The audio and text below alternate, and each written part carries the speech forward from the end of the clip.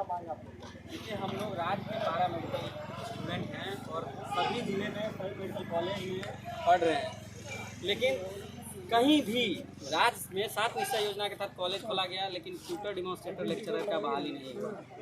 सरकार के भरोसे हम लोग हैं और हम सब जो है सिर्फ ट्यूटर डेमोन्स्ट्रेटर के भरोसे हैं। ज़िंदगी बर्बाद हो रहा है हम लोग का।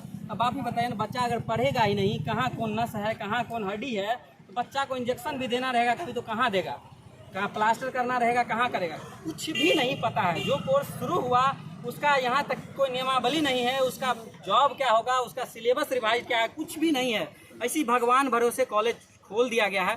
सरकार के संज्ञान में हम सारी बातें लाना चाहते हैं, इसलिए आदरणीय डिप्टी सीएम साहब से हम लोग मिलने का गुहार लगा रहे हैं कि उनसे शिष्टाचार भेंट कर सारी बात हम उनको कहें, क्योंकि council, state allied health care council का गठन नहीं होना एक बिहार के पैरामेडिकल छात्रों के लिए एक अभिशाप है।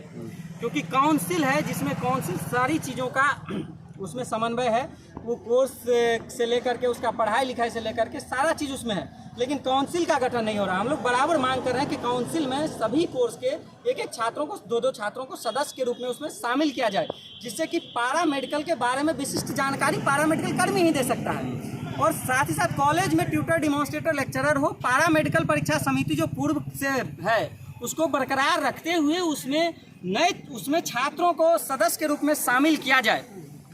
साथ ही साथ lab technician, dresser, dental hygienist का जो नियमावली पेंडिंग है उसको पूरा करके, उसको प्रकाशित करके फाइनली नया विज्ञापन चलिए, यहाँ पर पहुँचे हैं तो क्या लग रहा है, उम्मीद कि आप लोगों का मांग सुना जाएगा? देखिए, उम्मीद बहुत धुंधला नजर आ रहा है सर। पिछले 3 वर्षों से हम लोग डंडे खा के और वैकेंसी जो हमारा पेंडिंग है तकनीकी चयन आयोग में, उसके लिए मांग कर रहे हैं।